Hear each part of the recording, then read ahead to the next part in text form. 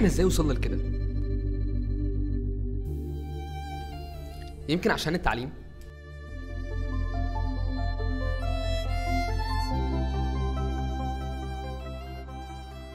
تشويه الحوائط،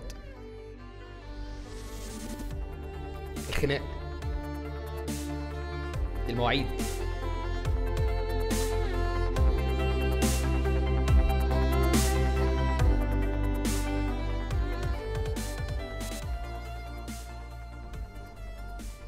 والزبالة.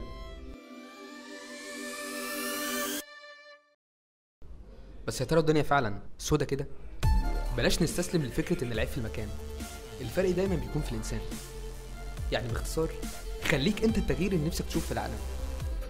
الحقيقة ان في دايما نقطة نور، يمكن ساعات ما بنقدرش نشوفها بس هي بتكون موجودة. احيانا طريقة تنفيذنا للامور بتختلف، بس في طريق كلنا بنلف في نفس دايرة التغيير وبنكمل بعض. خلي البداية من عندك، احلم، اسعى، ابدع، غير.